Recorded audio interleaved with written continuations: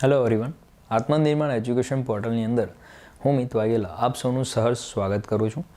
જેમ કે તમે જાણો છો કે આત્મનિર્માણ પોર્ટલ ગુજરાતના છેવાડાના વ્યક્તિ સુધી નજીવા ભાવે નજીવા દરે સેવાની દૃષ્ટિ સાથે સારામાં સારું જ્ઞાન અને તેમને ગવર્મેન્ટ જોબ અપાવવા માટેનું જે મહત્તમ તેમનું મહત્વાલક્ષી કાર્ય તેમને ઝડપ્યું છે તે કાર્યને પૂરું પાડવા માટે આત્મનિર્માણ ટીમ છે તે પૂરેપૂરું યથાર્થ પ્રયાસ કરી રહી છે. તેમાંનો એક પ્રયાસ કરતા હું પણ છું. જેમ તમે જાણો છો, આપણો ગુજરાતી અને ઇંગ્લિશનો કોર્સ ચાલી રહ્યો છે. એવી રીતે આત્મનિર્માણના વિવિધ ફેકલ્ટીઝ દ્વારા, વિવિધ તજજ્ઞો દ્વારા અલગ અલગ કોર્સ લેવામાં આવી રહ્યો છે. તેના વિશે હું તમને માહિતી આપી દઉં. પહેલો કોર્સ છે તે છે એથિક્સનો કોર્સ. એથિક્સનો કોર્સ છે તે આપણા યશ સર દ્વારા લેવામાં આવી રહ્યો છે. યશ સરને તમે જાણો છો, તમને એથિક્સનો કોર્સ હાલ ખૂબ પોપ્યુલર થઈ રહ્યો છે. તેનો સબસ્ક્રાઈબર પણ ખૂબ વધી રહ્યા છે. અને જે રીતે એથિક્સનો કોર્સ વધી રહ્યો છે, હું માનું છું કે વાયુ વેગે તેની જે પ્રશંસા છે તે તમે સાંભળી પણ હશે. માટે હું તમને કહું છું કે એથિક્સનો જે કોર્સ છે તેને તમે મસ્ટ બાય કરજો. કેમ કે એથિક્સના કોર્સની અંદર વિશેષતા એ છે કે તેની અંદર જે એક્ઝામ્પલ છે તે કરંટ અફેર્સ જોડે રિલેટેડ તમને મળશે. જેમ કે એટીટ્યૂડ રિલેટેડ કોઈ એક્ઝામ્પલ હોય તો હાલના જ પાછલા 6 મહિનાના કરંટ અફેરની અંદર તમને તેના રિલેટેડ એક્ઝામ્પલ છે તે યશ સરના લેક્ચર્સની અંદર તમને જોવા મળી જશે. તેનો ફાયદો એ થશે કે જીપીએસસીની અંદર જ્યારે તમે પેપર લખતા હો, તમારો કોઈ એક ટોપિક હોય, તે ટોપિકને રિલેટેડ અન્ય કોઈ વ્યક્તિએ કોઈ બીજા વ્યક્તિનું નામ લખ્યું હોય, કોઈ બીજું એક્ઝામ્પલ લખ્યું હોય, તેની જગ્યાએ તમે પરીક્ષાર્થી તરીકે જ્યારે કોઈ પેપર લખ્યું હોય અને યશ સરના જો તમે વિડીયોઝ જોયા હશે તો તેનો જે લેક્ચર્સ હશે, તેના જે એસન્સ હશે, તેના જે એક્ઝામ્પલ્સ હશે, તે તમને પેપરમાં એટલા સારા હેલ્પ કરશે કે તમારું પેપર થોડું ડિસ્ટિંક્ટિવ પડશે, તમારું પેપર અલગ પડશે અને that can fetch you very good marks. બીજો છે તે કોર્સ તે લેવામાં આવી રહ્યો છે કુલદીપ સર દ્વારા, જે છે પબ્લિક એડમિનિસ્ટ્રેશન. કુલદીપ સર તમે જાણો છો તેમ પીડીપીયુની અંદર પીએચડી પરસ્યુ કરી રહ્યા છે પબ્લિક એડમિનિસ્ટ્રેશનની અંદર. પબ્લિક એડમિનિસ્ટ્રેશનને ભણાવવાની અંદર અને ભણવામાં પણ તેમનો ખૂબ બહોળો અનુભવ છે. હાલમાં જે પબ્લિક એડમિનિસ્ટ્રેશનનો કોર્સ છે, બજારમાં તમને માત્ર તેની બુક્સ જોવા મળશે અને તેના રિલેટેડ કોઈ પણ જગ્યાએ કોર્સ તમને વધુ જોવા નહીં મળે. કેમ કે પબ્લિક એડમિનિસ્ટ્રેશન સબ્જેક્ટ એવો છે કે લોકો એને નિગ્લેક્ટ કરીને ચાલી રહ્યા છે. પરંતુ જેમ કે ગત જીપીએસસીનું પેપર તમે જોયું હોય તો તેના પ્રશ્નો સમજવા પણ વિદ્યાર્થીઓ, પરીક્ષાર્થીઓ માટે અઘરા પડી રહ્યા હતા. તો તે પ્રશ્નો સમજવા કેટલા ઇમ્પોર્ટન્ટ છે, કેટલા મહત્ત્વના છે અને તેના રિલેટેડ પણ સારામાં સારા ક્વોન્ટિટી અને ક્વોલિટીવાળા જવાબ લખવા પણ કેટલા ઇમ્પોર્ટન્ટ છે તે તમે જાણો છો. તો તે માટે પબ્લિક એડમિનિસ્ટ્રેશનનો કોર્સ પણ હું તમને બાય કરવા માટે એમ્ફેસાઇઝ કરીશ. ત્રીજો છે 1000 ક્વેશ્ચન આન્સર. આ જે ટોપિક છે તે મેન્સ રિલેટેડ ટોપિક છે.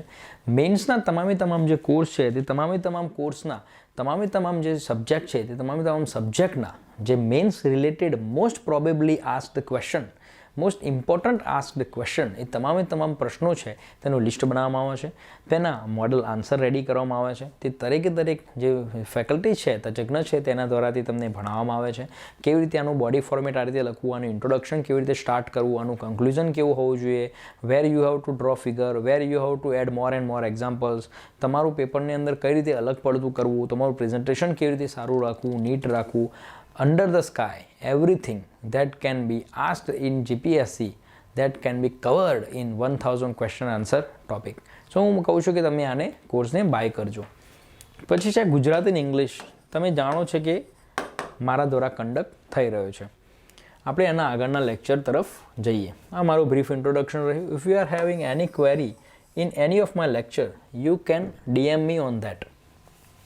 ઓકે. હાલનો જે ટોપિક છે તે છે કોમ્પ્રિહેન્શન ઇંગ્લિશની અંદર. જાણીને નવાઈ થશે કે તે છે 15 માર્કનો. કેટલો? 15 માર્કનો. 150 માર્કના પેપરની અંદર 15 માર્કનો આ જે ટોપિક છે તે છે કોમ્પ્રિહેન્શન. હવે તમે સમજો કે જ્યારે ભણતા હતા ત્યારે તો કેવું હતું કે ફકરો છે, ફકરામાંથી જવાબ લખવાના છે, એના તો વળી 15 માર્ક હોતા હશે. એના 15 માર્ક્સ આપે છે આ લોકો.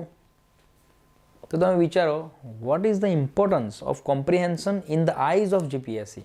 એમનો પેરેડિગમ શિફ્ટ શું કહે છે? એમનો પેરેડિગમ એમ કહે છે કે જીપીએસસીની અંદર કોમ્પ્રિહેન્શનનું જે વેટેજ છે તે વધુ છે. કેમ કે કોમ્પ્રિહેન્શન એટલું જરૂરી છે. કોમ્પ્રિહેન્શન શું છે? કોમ્પ્રિહેન્શન વહીવટની અંદર શું અનુકૂળ થઈ શકે છે તમને? જેમ કે તમે કોઈ જગ્યાના ઓફિસર છો, કોઈ જગ્યા, સપોઝ કે તમે સિંચાઈના અધિકારી છો. ચલો, સિંચાઈના લોકો એમ કહેતા કે તમારા મોસ્ટ ઓફ રિલેટેડ એક્ઝામ્પલ સિંચાઈના કેમ હોય છે, વિદ્યાર્થીઓનું જાણવું હોય તો હું પોતે સિંચાઈની ઓફિસની અંદર કામ કરું છું છેલ્લા 3 વર્ષથી. અને એ ઓફિસ એટલી કોર્ડિયલ છે મારા માટે, મારી તૈયારી કરવા માટે મને એટલો સપોર્ટ કરેલો છે ઓફિસે, તો એ ઓફિસનો હું આજીવન કૃતજ્ઞ રહીશ. પરંતુ એ ઓફિસ રિલેટેડ એક્ઝામ્પલ હું વાપરી એટલે રહ્યો છું કેમ કે વહીવટ જોડે હું ઓફિસના વહીવટ જોડે સંકળાયેલો છું ને તે લેટર્સ મારા આગળથી જતા હોય છે, હું લખતો પણ હોઉં છું, ડ્રાફ્ટિંગ પણ કરતો હોઉં છું ને સુધારાઓ પણ સર મને સૂચવતા હોય છે. તો હું જાણું છું કે કેવી રીતે સિંચાઈમાં બધું કામ ચાલી રહ્યું છે. એટલા માટે મારા મોટાભાગના એક્ઝામ્પલ સિંચાઈ રિલેટેડ હોય છે. I think that sum up your answer. હવે આપણે જોઈએ કે કોમ્પ્રિહેન્શન પર આપણે હતા તો જીપીએસસી શું માગે છે કે એક અધિકારી હોય તો તમે સપોઝ સિંચાઈના એક અધિકારી છો. હવે તમારે કોઈ જગ્યાએ સમજો કે હા ચલો કોઈ ડેમ સેફ્ટી રેગ્યુલેશન એક્ટ 2020 જે પસાર થયો last year, dam safety regulation કે ડેમની સેફ્ટી માટેનો એક એક્ટ બહાર પાડવામાં આવ્યો છે. તે પહેલાં હતો પરંતુ તે રિવાઇઝડ કરવામાં આવ્યો આફ્ટર 56 યર્સ. ઇન્ડિપેન્ડન્સના આટલા બધા વર્ષો બાદ તેને રિવાઇઝ કરવામાં આવ્યો છે આ જે એક્ટ છે તે. હવે ડેમ સેફ્ટી એક્ટ છે તેના રિલેટેડ સપોઝ કે અમને મોકલવામાં આવ્યો આખો ડેમ સેફ્ટી એક્ટ. એ એક્ટ તો કેવડો મોટો હોય તમે જાણો છો, 1000-2000 page, that are the minimum of any other act, આટલા તો હોય જ. હવે એ એક્ટ છે તે એક્ટને જાણીને મારો ઉપરવાળો સર મને એમ કે તમે આ ક્ષેત્રના અધિકારી છો, તમારા અંડરમાં આ ડેમ આવે છે, તો આ ડેમ રિલેટેડ સેફ્ટી રેગ્યુલેશન વાંચીને તમે એ સેફ્ટી રેગ્યુલેશન માટે શું સૂચનો પણ કરો છો અને બીજું એ સેફ્ટી રેગ્યુલેશનનું એક નીટ અને પ્રેઝન્ટ કરીને મને મોકલો. સારું એવું. તો આવી ગયું આખું 1000 પેજનું લેટર, એમાંથી મારે કરવાનું છે કોમ્પ્રિહેન્શન. તો દેખો આખા 1000 પેજના કન્ટેન્ટમાંથી કોમ્પ્રિહેન્શન કરવાનું. તો આ માગી લે છે ને કે જીપીએસસી 15 માર્ક્સ કેમ મૂક્યા છે, કયું કયું ઇમ્પોર્ટન્ટ છે, કયું કયું નથી, કયા એક્ઝામ્પલ છે, કયા છોડવાના છે, કયું પકડવાનું છે, કઈ કઈ વસ્તુ છે જે જીપીએસસીની અંદર ઉપયોગી છે અને કે વહીવટની અંદર ઉપયોગી છે, તે આ તમને આ ટોપિક પરથી સમજાયું. That is the weightage of comprehension, કે આ વેટેજ કેમ મૂકવામાં આવ્યું છે. દેટ ઇઝ ધ રીઝન કે આટલું વેટેજ કોમ્પ્રિહેન્શનનું મૂકવામાં આવ્યું કેમ છે. હવે તમે જો જોવા જાઓ તો કોમ્પ્રિહેન્શન એક એવો ટોપિક છે ને કે તમારી સામે 15 થી 20 લીટી એટ મેક્સ, એટ મેક્સ કહી રહ્યો છું, that can be varies from paper to paper, that can vary, the number is variable here. So 15 થી 20 લીટી તમને આપી હોય, એપ્રોક્સિમેટલી એકની અંદર 5 થી 6 શબ્દો હોય, તો તમારે જોવાનું છે કે તમારે મિનિમમ ટુ મિનિમમ એ જે શબ્દો છે તે 250 શબ્દો તમારે જે શબ્દો છે તમારા જે 20x5, તો તમારે જે શબ્દો છે તે બધા શબ્દો વાંચવાના રહેશે. આટલા બધા શબ્દો એકસાથે એક્સેસ કરવાના રહેશે. હવે આટલું બધું તમે જોશો ટોપિકની અંદર, જીપીએસસીના કોમ્પ્રિહેન્શનના ટોપિકની અંદર, તો પ્રશ્ન આપેલો હશે અને પ્રશ્ન રિલેટેડ જવાબ શોધવાનો હશે. હવે આ ઇંગ્લિશનો ટોપિક છે, ગુજરાતીમાં કોમ્પ્રિહેન્શન હોય તો પણ આપણે ચલો સમજી લઈએ કે આપણી માતૃભાષા છે તો આપણે સારી રીતે સમજી લઈશું અને તેના રિલેટેડ ચલો કંઈ ને કઈ રીતે તોડ કરીને જવાબ લખી દઈશું. પરંતુ આ તો ઇંગ્લિશ આવી ગયું, જ્યાં આપણો હાથ તંગ છે, તમે હું બધા એની અંદર આવી ગયા, એટલે આપણો હાથ ત્યાં જગ્યાએ તંગ છે, તો આપણે તો એની અંદર શું કરી શકવાના. તો આપણે શું કરીએ, પ્રેઝન્ટેશન સુધારી દઈએ, પ્રશ્નના જવાબનો આમ કેમ પ્રેઝન્ટેશન સુધારી દઈએ. કહેવાય છે ને ઇંગ્લિશમાં કહેવત છે, good face is the letter of recommendation. સારો ચહેરો એક ટાઈપનું લેટર ઓફ રિકમેન્ડેશન છે, આવી ઇંગ્લિશમાં કહેવત છે. તો આ આપણો સારો ચહેરો આપણું પેપર છે, આપણું પેપર જેટલું સારું દેખાશે એટલું જ આપણે સારા માર્ક્સ મળી શકવાની શક્યતાઓ વધી શકે છે. તો કોમ્પ્રિહેન્શનની અંદર પણ આપણે શું કરીએ, ના આવડતું હોય તો ભાઈ થોડું અક્ષર સારા કાઢીએ, થોડું મિક્સ કરીને લખી દઈએ, થોડું પોતાની ભાષા વાપરી દઈએ અને ચલો લાગતો વળગતો જવાબ લખી દઈએ. That is the comprehension, that is the basic idea of comprehension. કોમ્પ્રિહેન્શનનો બેઝિક આઈડિયા શું છે, આ જ છે, બિનજરૂરી વસ્તુને દૂર કરવું, જવાબ પોતાની ભાષાની અંદર લખવું, ફકરામાંથી જ જવાબ લખવું, પોતાનું કંઈ ઉમેરવું નહીં. એ તમામ બેઝિક નિયમ છે કોમ્પ્રિહેન્શનના. હવે કોમ્પ્રિહેન્શન લખતી વખતે મગજમાં કેવી રીતે વસ્તુઓ રાખવી. એક તો તમારા હાથમાં જ્યારે જો સળંગ તમે લખતા હો, અમુક લોકો સ્ટ્રેટેજી હોય છે, અમુક લોકો 3-4 ટોપિક એક કમ્બાઈન લખતા હોય છે, અમુક 3-4 એક કમ્બાઈન લખતા હોય છે, 1-1 કલાકની અંદર ડિવાઈડ કરતા હોય છે, જેથી તમને હાથને વધુ સ્ટ્રેસ ન પડે. એ જો સ્ટ્રેટેજી તમારે જોવી હોય તો શિવમ બારૈયા સાહેબની સ્ટ્રેટેજી છે, તે ટ્વિટર પર તમને મળી રહેશે. ટ્વિટર પર શિવમ બારૈયા તમે સર્ચ કરશો તો શિવમ બારૈયા સાહેબનો જે ટ્વીટ પિન કરેલી છે તેની અંદર તમને તેમની સ્ટ્રેટેજી જોવા મળી જશે. તેમની PDF છે, તે ટેલિગ્રામ પર પણ અવેલેબલ છે. હવે સબ્જેક્ટ પર આવીએ તો તમે જ્યારે કોમ્પ્રિહેન્શન કરતા હો તો કોમ્પ્રિહેન્શન કેવું છે, સમય વધુ માગી લે, માર્ક્સ પણ વધુ આપે છે, સમય પણ વધુ માગી લે છે, સમજણ પણ વધુ માગી લે છે. આ બધી જગ્યાએ વધુ એ કોમ્પ્રિહેન્શનની અંદર તમને જોવા મળશે. પરંતુ જો તમે કોસ્ટ બેનિફિટ રેશિયો જોવા જાઓ, સપોઝ તમે પ્રિસિઝ રાઇટિંગમાં બહુ સમય આપો ને, તો પ્રિસિઝ રાઇટિંગમાં તમારા માર્ક્સ છે ને એ મેં માનું છું કે 50%થી મેક્સિમમ ટોપરને જ કદાચ 50% મળે, 50 થી 60% એપ્રોક્સિમેટલી પ્રિસિઝ રાઇટિંગની અંદર. એની સામે જો તમે કોમ્પ્રિહેન્શનમાં જાઓ તો તમારા 15 માર્ક્સ હોય ને તો 12 માર્ક્સ પણ મેં આવતા જોયા છે ને મારા ખુદના 9 માર્ક્સ આવેલા છે કોમ્પ્રિહેન્શનની અંદર એક વખત, અને 12 માર્ક્સ પણ આવેલા છે એક પેપર મેં જોયેલું તેની અંદર. અને એક પેપરમાં મારે 9 આવેલા છે ને એકમાં 11 પણ આવેલા છે. જીપીએસસીના પેપરની વાત કરી રહ્યો છું, મેં 2 મીન્સ આપેલી છે એટલે. તો તમે જુઓ કોમ્પ્રિહેન્શન કેટલું ફેર પાડી શકે છે તમારા માર્ક્સની અંદર. તમે 50% કરતાં પણ વધુ માર્ક્સ તેની અંદર મેળવી શકો છો. That can lead you in the leading line. એ તમારા આગળના જે લીડર્સ, જે લીડિંગ લાઇન હોય, જે ટોપર્સની લાઇન હોય, that can lead you in that lane. એ લેનમાં તમને લઈ જઈ શકે છે આ માર્ક્સ. કેટલા? સપોઝ તમે 50% ગણો 15ના 7.5 માર્ક્સ થયા, તમારા આયા 11, 12, 5 માર્ક્સ તમારા વધારે છે એવરેજ કરતાં, લોકોલ કરતાં 5 માર્ક્સ તમારા વધારે છે. 5 ટોપિક્સમાં પણ તમારા જો એક માર્ક્સ એમ વધારે, 10 માર્ક્સ તો તમે ઓલરેડી વધુ થયા બધા કરતાં. You are already ahead of all of them. તો આ એક સ્ટ્રેટેજી થઈ. તો કોસ્ટ બેનિફિટ રેશિયો જો તમે જોવા જાઓ, બેન્કિંગ સેક્ટરમાં કોસ્ટ બેનિફિટ રેશિયો બહુ જોવા મળે. લોન આપતા પહેલાં, કોઈ પણ બિઝનેસ કરતાં પહેલાં. તો cost even in share market also. If you are not trading in share market, then start to trade. That is my advice to you. If you are below 25, then don't start. If you are above 25 and below 30, start this. This is the right time to trade, because you don't have any other responsibility, you don't have another heavy risk to take on, and you have a minimum, I think, 20 or 25,000 capital on your saving that you can use in stock market. So you can have access to the knowledge of stock market, how country works, how stock market works. So I recommend you start to trade. Now cost to benefit ratio. Cost benefit ratio is તમારા marks કેટલા છે, તમારે આવે છે કેટલા. જોવા જાઓ તમે કોસ્ટ બેનિફિટ રેશિયો ક્યાં વધુ છે, અહીંયા તમને સારું મળશે, અહીંયા પણ સારું મળશે. આ માપનું છે અને આ છે સારું. તો કોમ્પ્રિહેન્શનમાં જો તમે વધુ ટાઈમ લેશો પ્રિસિઝ કરતાં, ટ્રાન્સલેશન કરતાં, તો હું તમને એક ક્ષમ્ય ગણીશ. કેમ? કેમ કે કોમ્પ્રિહેન્શનમાં તમે વધુ માર્ક્સ લઈ આવશો, પરંતુ ટ્રાન્સલેશનમાં તમે વધુ સમય લેશો, કદાચ વધુ માર્ક્સ લઈ આપો, પરંતુ ટ્રાન્સલેશનનો કોઈ આઈડલ આન્સર નથી હોતો. જ્યારે કોમ્પ્રિહેન્શનમાં આઈડલ આન્સર અમુક ફિક્સ હોય છે. કેમ કે 15 માર્ક્સના કોમ્પ્રિહેન્શનમાં 15 પ્રશ્નો પૂછતા હોય છે, અમુકમાં 5 પ્રશ્નો પણ પૂછતા હોય છે, અમુકમાં 10 પ્રશ્નો પણ પૂછતા હોય છે, પરંતુ 15 પ્રશ્નો હતા ગઈ વખતના જીપીએસસીની અંદર. એમાં અમુક ખાલી જગ્યા હોય છે, અમુક જોડકા હોય છે, અમુક શબ્દ વન વર્ડ સબસ્ટિટ્યુશન પૂછે છે અને અમુક પ્રશ્નો પૂછે છે. તો તમારા જવાબ લખવામાં સમય બચી શકે છે. એની સામે તમારા એટલા જ માર્ક્સ મેળવવા માટે તમારે જો બીજું જે ટોપિક હોય ને તેની અંદર મજૂરી વધી જાય છે. જેમ ભાષાંતર છે તો તમે હું કે કોઈ પણ માણસ તમને આવે, લેક્ચરવાળો, તજજ્ઞ કોઈ પણ આવે, તે તમને ભાષાંતર નહીં શીખવી શકે જ્યાં સુધી તમે શબ્દ ભંડોળ ના વિકસાવો, ત્યાં સુધી વાક્ય રચનાઓ તમારી થોડી ક્લિયર ના થાય ત્યાં સુધી. પણ કોમ્પ્રિહેન્શન તમે શીખી શકો છો. તો હું માનીશ, આઈ સ્ટ્રોંગલી એમ્ફેસાઇઝ કે તમે, આઈ સ્ટ્રોંગલી રિકમેન્ડ કે તમે લોકો કોમ્પ્રિહેન્શનમાં વધુ સમય આપજો પેપરની અંદર. હવે તેના બેઝિક બધા કન્સેપ્ટ આપણે જોઈ લઈએ.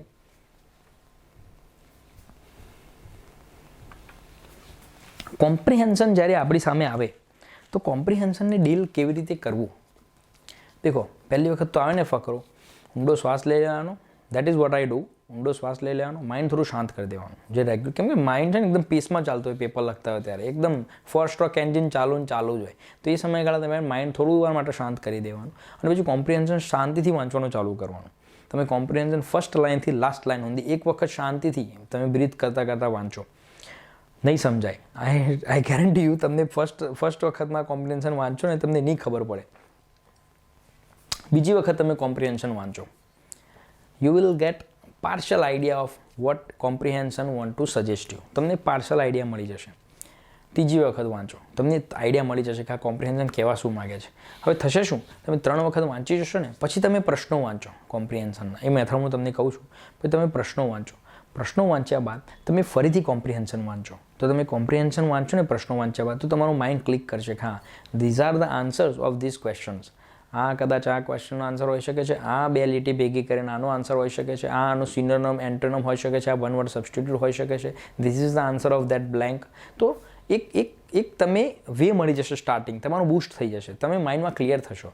કોઈ પણ જગ્યાએ કોમ્પ્રિહેન્શન કરતાં પહેલાં પ્રશ્નો ન વાંચતા. બિકોઝ આપણે લોકો આપણું માઇન્ડ છે ને એ વાયરિંગ કઈ રીતે કરેલું છે નાનપણથી. કોમ્પ્રિહેન્શન આવે ને પહેલાં પ્રશ્નો જોઈ લો, કયા પ્રશ્નો છે, આ છે, હા ચલો એના લગતા શબ્દો ફકરામાં શું તો એમાંથી જવાબ મળી જશે.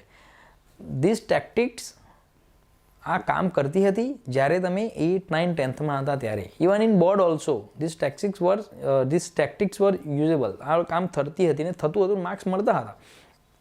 પણ now in current scenario this doesn't work anymore. તમારે જીપીએસસીની અંદર કામ કરવું હોય, કોમ્પ્રિહેન્શનમાં માર્ક્સ વધુ લાવવા હોય તો આ ટેક્ટિક્સને ભૂલી જજો. આ ટેક્ટિક્સ માઇન્ડમાંથી કાઢી દેજો. તમારા માઇન્ડની અંદર ફરીથી રિવાયર કરવાનું છે ને આ પેટર્નને તમે માઇન્ડમાં યાદ રાખજો. પ્રશ્નો કઈ દિવસ પહેલાં ન હતા વાંચતા. કોમ્પ્રિહેન્શન કરો તો પહેલી વખત પ્રશ્નો વાંચતા નહીં, માત્ર તમે ફકરાથી ચાલુ કરો. હવે પેટર્ન જોઈએ. આ હતું માઇન્ડસેટ કેવું હોવું જોઈએ. Now what to do while solving the comprehension example. ફકરો પહેલાં 2 વાર શાંતિથી વાંચી લો અને શેના પર છે તે સમજી લો અને શું કહેવા માગે છે તે જોઈ લો. 1-2 વાર વાંચી લો, મેં કીધું ને 2 વાર વાંચી લો. જેને જેટલી વખત વાંચો એ વાંચો. It is depends on you. Because સમય છે તમારે જોડે. ઇંગ્લિશની અંદર 3 કલાક તો મોર દેન ઇનફ છે.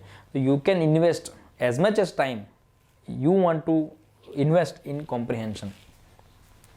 પછી પ્રશ્નો વાંચો અને તેના બાદ ફકરો ફરીથી વાંચો. અમુક પ્રશ્નોના જવાબ આપતી વખતે પોતાની ભાષા લખવા.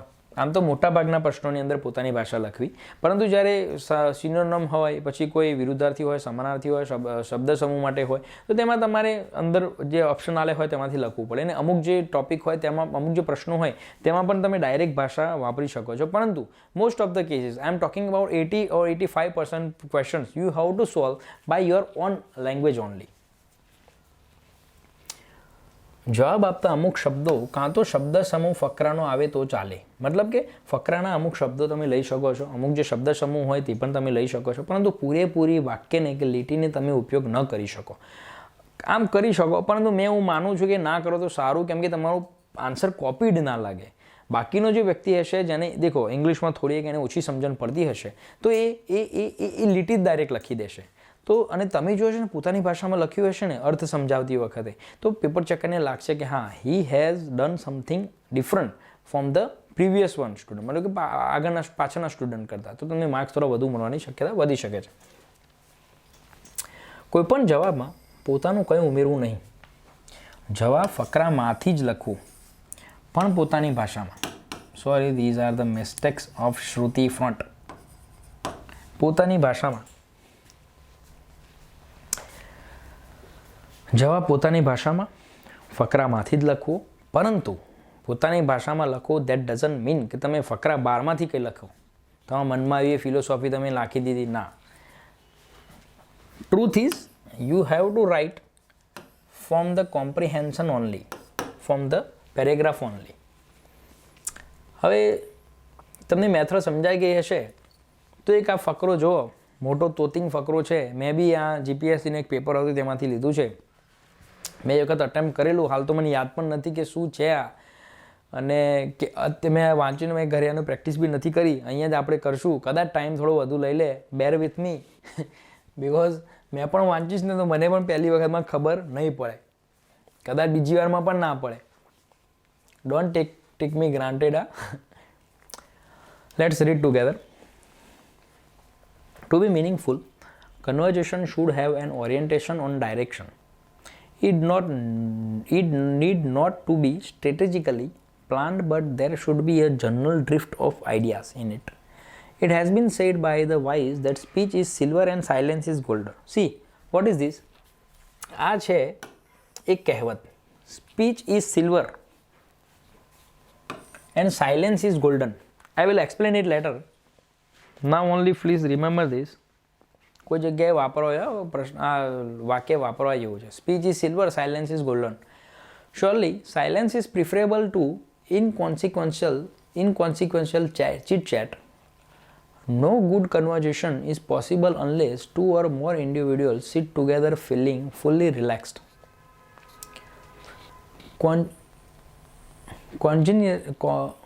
Congeniality and understanding are the salient feature of a good conversation. I have often observed that strangers meeting for the first time look very uncomfortable.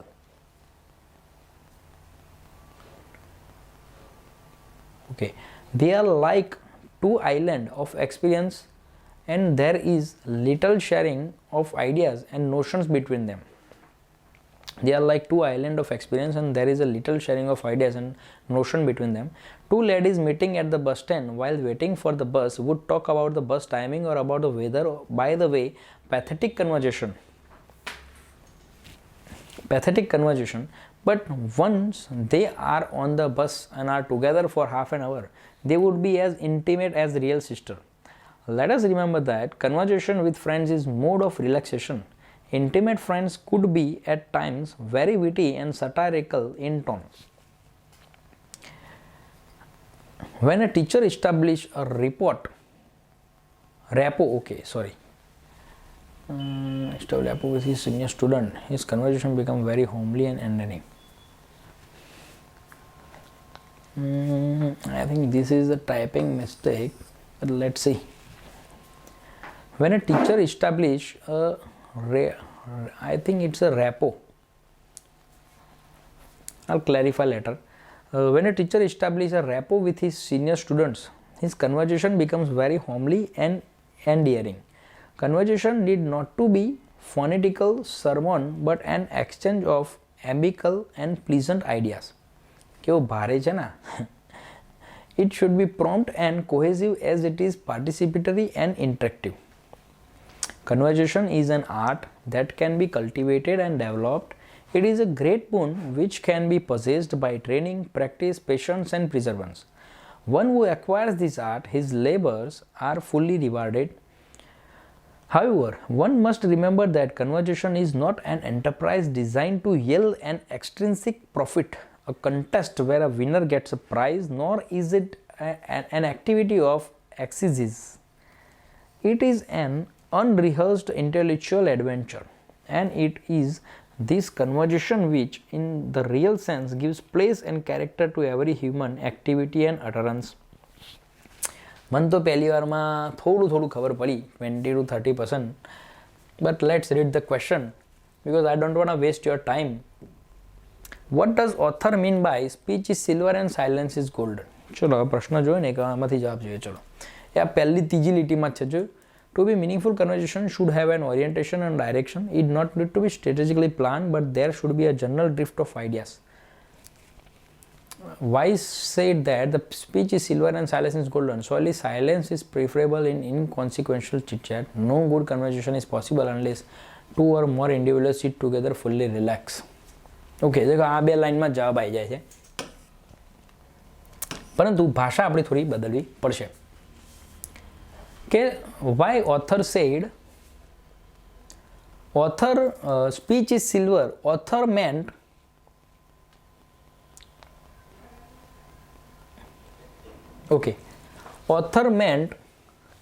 that speech should have general ideas.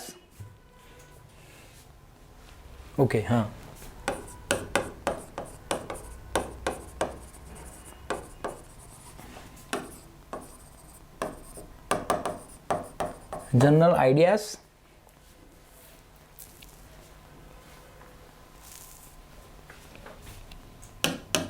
and understanding.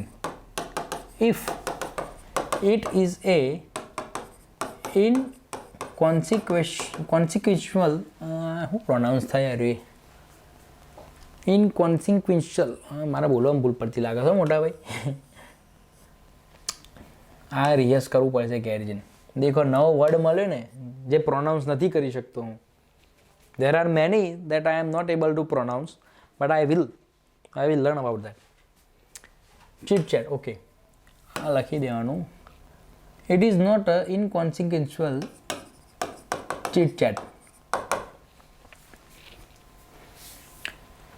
Speech, surely silence is preferable to inconsequential chit chat. No good conversation is possible unless two or more individuals sit together fully relax. Okay, हाँ तो आज लखी देना આપણે કે speech or conversation should have general idea in it and understanding. If it is not having general ideas and understanding, then it is inconsequential chit chat. was the meaning, that was the derived meaning of speech is silver and silence is golden. અક્ષર દેખો આની અંદર લખવામાં થોડું ભૂલ પડે છે, મતલબ થોડું એટલી પ્રેક્ટિસ નથી એટલે થોડા અક્ષર ખરાબ છે, પણ હું લખ્યું તો આમ તમે ગુજરાતીમાં સમજાતો શું કહેવા માગે છે. કેમ કહે છે કે speech is silver and silence is golden, મતલબ કે તમે બોલો છો તો એ સારું છે, પરંતુ અમુક પરિસ્થિતિમાં તમે નથી બોલતા તો એ સોનું કહેવાય, મતલબ કે ગોલ્ડન છે, તમે નથી બોલતા એ સારામાં સારું છે અમુક પરિસ્થિતિની અંદર. કે કોઈ વ્યક્તિ તમારા જોડે વાત કરતો હોય, તમે કોઈ વ્યક્તિ જોડે વાત કરતા હોય તો એની અંદર કોઈ જાણવા જેવું હોય, કોઈ શીખવા જેવું હોય, કોઈ જનરલ આઈડિયા હોય, કોઈ અન્ડરસ્ટેન્ડિંગ હોય, કોઈ સમજણ હોય તો એ બરાબર છે, પરંતુ વગર કામની કોઈ ચીટચેટ હોય, વાતચીત હોય તો એ જરૂરી નથી. તો એ જગ્યાએ સાયલેન્સ રહે એ સારું. તો એ વાક્ય પરથી તમને બે ઉદાહરણ સમજાઈ ગયા કે speech should have means conversion should have general idea in it and understanding. It should not have the inconsequential chit chat. That was the meaning derived by the author. બરોબર, પહેલું એક આન્સર થયો આપણો. કન્સિડરેબલી ગુડ કહી શકાય, and they are not giving you 1 out of 1 or 2 out of 2 in every question. I got 1 out of 1 in some of the question, but some of the question I got 0.75 or 0.50. That is the harsh reality. You have to accept it, because GPSC ની અંદર માર્ક્સમાં પૂરામાંથી પૂરા આપવાનો trend એટલો બધો હજી છે નહીં, પરંતુ 15માંથી 11 મેળવવા that is considerably commendable. આ બધું ભૂસી કાઢ લે બધું.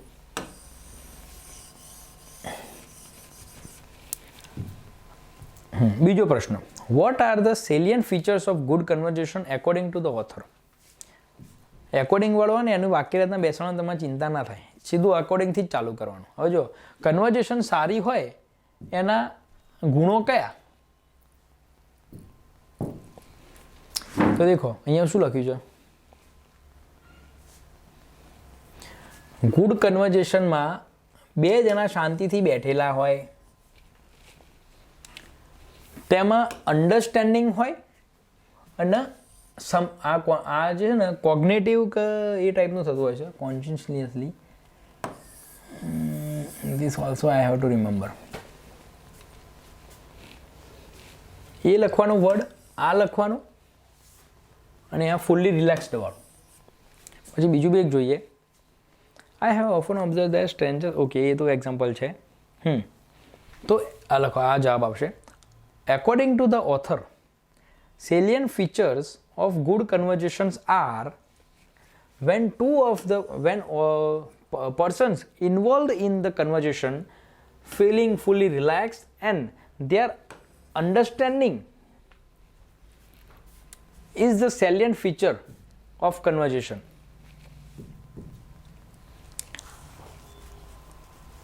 બરાબર, બંને ફીચર્સ અહીંયાથી મળી જાય છે. આના પ્રોનાઉન્સ કરતાં મને હજી નથી ફાવતું, હું એ પણ શીખી લઈશ, તમે પણ જોઈ લેજો. આ વર્ડ જેવા છે પ્રોનાઉન્સ કરતાં નથી ફાવતા અમુક,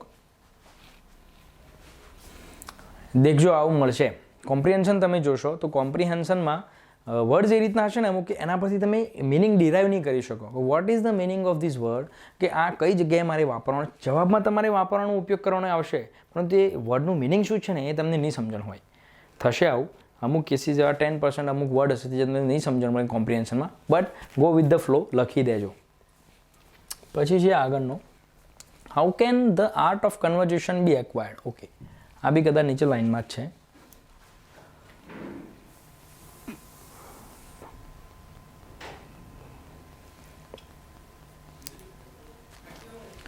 prompt, cohesive, participatory.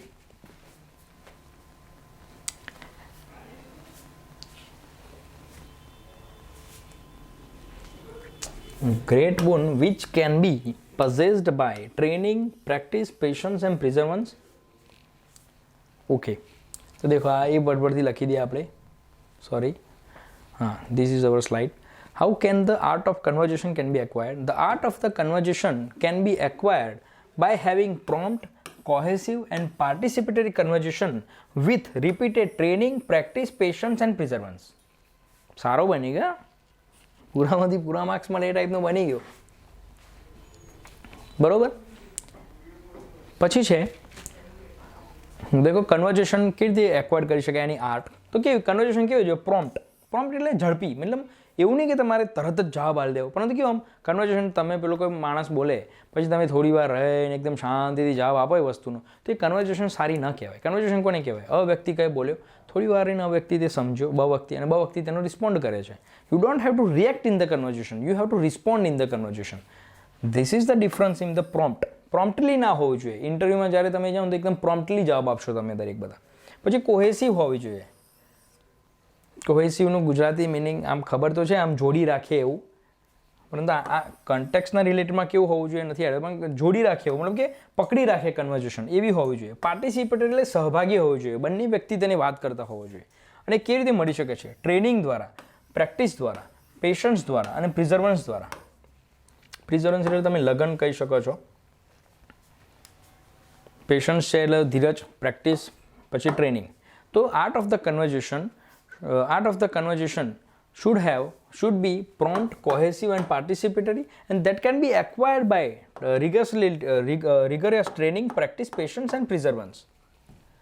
Now next question, what is conversation according to the author?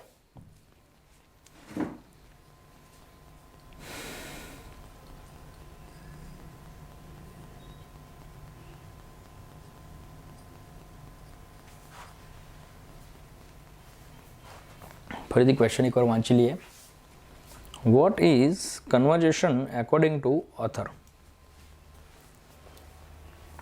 Okay according to author conversation should have an orientation on direction and it should have a general drift of ideas in it આ તમે બેઠા words એની અંદર વાપરી શકો છો if you want to change a bit you can તો ફરીથી ચલો આપણે પ્રશ્નનો જવાબ લખીએ what is conversation according to the author according to the author conversation should have a general drift of idea and orientation on direction conversation should have what is conversation okay according to the author conversation should have general drift of ideas and orientation on direction that is the yes complete answer justified. How far do you agree with the statement that conversation is an art that can be cultivated and developed? How far do you agree with the statement that okay આપણે પૂછે છે કે તમે કેટલા અંશ સુધી કેટલા મહદ અંશ સુધી તમે માનો છો કે કન્वर्जेशन છે એ ડેવલપ કરી શકાય છે કલ્ટિવેટ કરી મતલબ કે મેળવી શકાય છે ટુ કલ્ટિવેટ મીન્સ ઉગાડવું જો ખેતીની ભાષામાં જાઓ તો ટુ કલ્ટિવેટ મીન્સ ઉગાડવું નવી આદત તમે પાડતા હોય તો બી કલ્ટિવેશન કહી શકાય કોઈ જગ્યાએ તમે કંઈ ફળદ્રુપતા મેળવી રહ્યા હોય કોઈ ઉઘાડી રહ્યા હોય કોઈ નવું શીખી રહ્યા હોય મેળવી રહ્યા હોય તો કલ્ટિવેશન કહી શકાય How far do you agree with the statement that conversation is an art that can be cultivated and developed?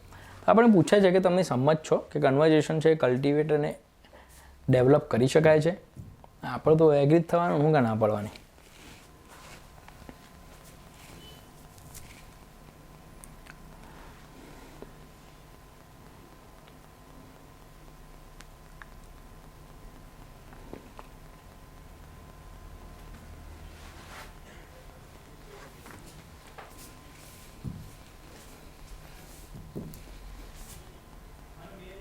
देखो आमा एक ऐड कर दिया आपने according to the author conversation should have a general drift of ideas okay sorry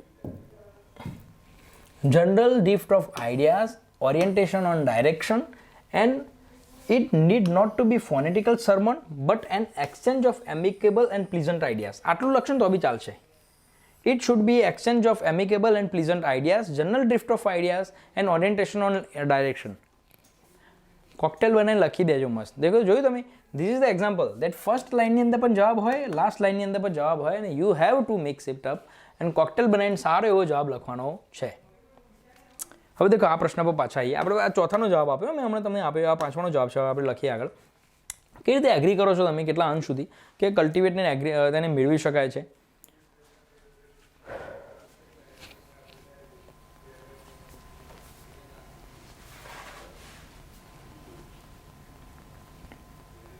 देखो आमा है ने बनावવાનો છે જવાબ if conversation is having ideas, exchange of amicable and okay આટલું લખ્યું, exchange of amicable and pleasant ideas, if conversation okay, exchange of amicable ideas, exchange of amicable and pleasant ideas,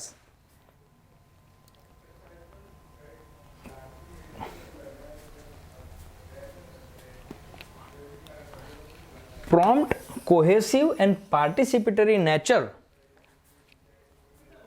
can cultivate and develop a art of conversation. Okay, the art of yes, I agree with the author that art of conversation can be developed by exchange of amicable and pleasant ideas with prompt and cohesive and participatory in nature.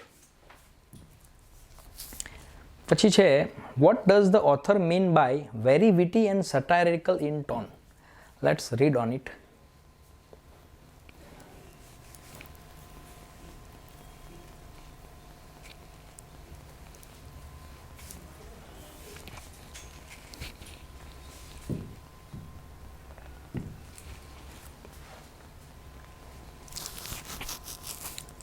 Okay, આની અંદર કેવી રીતે લખવાનું છે તમારે? અહીંયા છે જો, very witty and satirical. Very witty means, witty એટલે આમ રમૂજી, સટાયરિકલ એટલે તમે કોઈ પણ મજાક કરતા હોય ને એને સટાયર કહેવાય. સરકેસ્ટિક, અત્યારે જે ઇન્સ્ટાગ્રામ પર, ફેસબુક પર મીમ બધી જગ્યાએ મીમ દેખાય છે ને તમને, તો આ મીમ છે એ મીમ શું છે? કોઈ પણ વસ્તુ પર એક સટાયર છે, કોઈ પણ વસ્તુ પર એક કોમિક છે, એટલે મતલબ તમે કોમેડી કરી રહ્યા છો, કોઈ પણ વસ્તુ પર એક વિટી તમને પીક મળી ગયું છે, એને કહેવાય સટાયર, સરકેઝમ, વીટ, આ બધું કહેવાય નહીં. તો લખો પ્રશ્ન, આપણે ભૂલી ગયા. દેખો, what does the author mean by very witty and satirical in tone? Okay, what author meant by very witty and satirical in tone is that where there are close friends, the conversation can be very closely and satirical. When there are close friends, the conversation can be very witty, satirical and homely in nature. That was author meant by very witty and satirical in tone. Justified answer भी કહી શકો તમે, justified છે. Author meant by what does author? The author meant by very witty and satirical tone is when there are close friends, they talk with each other, their conversation can be homely, witty, satirical in tone. Suitable title for the passage. This is the most important one. You can get 1 out of 1, you can get 0 also.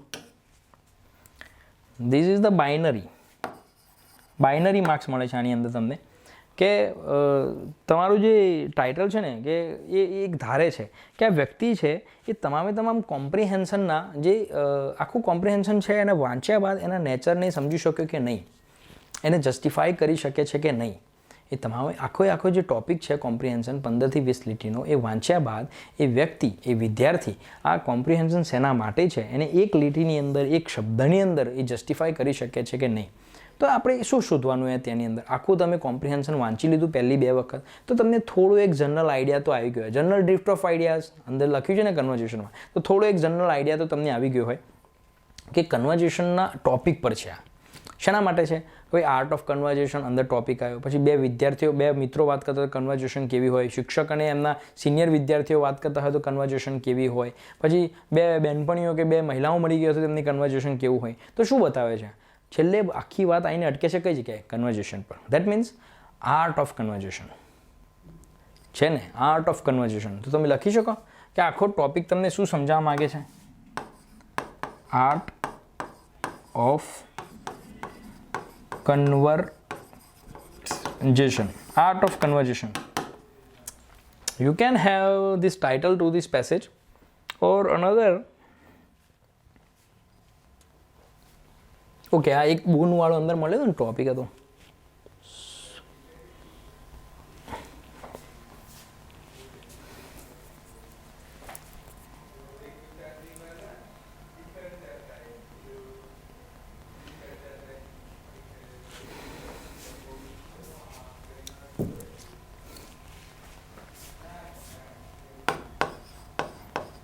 boon to the mankind આ પણ લખી શકો, અથવા તો એકલું the idea of conversation. This also can be the title of this passage. There can be multiple title of this passage that varies on the student by student what he understood by the comprehension.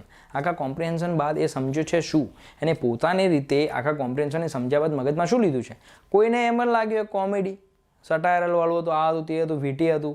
કોઈના મગજમાં એમ પણ લાગ્યું કે ભાઈ આ તો કોમેડીવાળું topic છે, આખું તો કોમેડીવાળું લખી દે.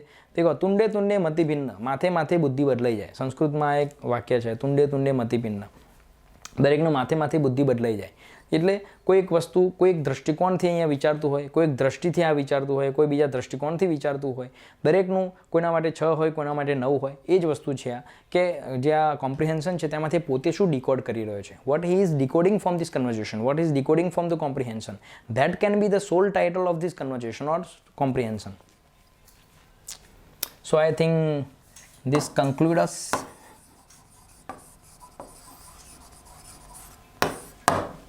અહીંયા કન્ક્લુડ થઈ જાય છે આ કોમ્પ્રિહેન્શનવાળો ટોપિક. તો કોમ્પ્રિહેન્શનવાળા ટોપિકના રિલેટેડ તમને કંઈ પણ ક્વેરી હોય, you can DM me on this my social media handles. I will try my optimum to answer you all the queries that you ask me on that handles. કેમ કે પ્રશ્નનો જવાબ તમને તમે વિડીયો ફરી ફરીને જોશો તેમાં પણ તમને જવાબ મળી જશે. પરંતુ અમુક પ્રશ્નો એવા હોય જે તમને લાગતો હોય તમને જવાબ નથી મળતો, તમે મને આના અંદર મેસેજ કરી શકો છો. ઇવન પ્રિપેરેશનને લગતી પણ તમને કોઈ મેન્ટલી આમ લાગતું હોય કે હું પ્રિપેરેશન અંદર ફોકસ નથી કરી શકતો, અથવા તો થોડું ઇમોશનલ થઈ જવાય છે, અથવા તો મારા માઇન્ડમાં પ્રેશર વધુ છે, અથવા તો કેવી રીતે એક્ઝામ માટેનું આગળનું શેડ્યુલ મારે રાખવું જોઈએ, કે પણ તમને લાગતો હોય ક્વેશ્ચન જે વેલિડ છે તે મને પૂછી શકો છો તમે. હું તેનો જવાબ આપવા માટે તમને મહત્તમ પ્રયત્ન કરીશ. હું પણ તૈયારી કરી રહ્યો છું, માટે હું પણ સોશિયલ મીડિયા થોડો ઓછો ઉપયોગ કરું છું, પણ તો પણ હું ઉપયોગ તો કરું છું, તો તમે મને પૂછી શકો છો. અને બીજું, આત્મનિર્માણના જે તમામ કોર્સિસ છે તે માહિતી મેં તમને આ લેક્ચરના આગળમાં આપી છે. તમામ કોર્સિસનું તમે પોતે સબસ્ક્રિપ્શન લેજો. આ તમામ કોર્સિસ છે, હું તમને ગેરંટી આપું છું, I assure you that your money will not gone in vain. તમારા પૈસા છે તે વેડફાશે નહીં, તેનો ઉપયોગ થશે. This will be your investment. આ તમારું ઇન્વેસ્ટમેન્ટ બનશે અને આગળ એ તમને yieldરિટર્ન આપશે. So thank you for bear with me. અને આ પ્રિપેરેશનમાં તમને હેલ્પ કરવા માટે મને આ મોકો મળે એ પણ ખૂબ જ સારી બાબત છે. અને તમે તૈયારીની અંદર કોઈ પણ પ્રશ્ન હોય તો પૂછી શકો છો, અને ટોપિકની રિલેટેડ પણ કોઈ ક્વેરી હોય તો તમે મને પૂછી શકો છો. Thank you. જય હિન્દ, જય ભારત.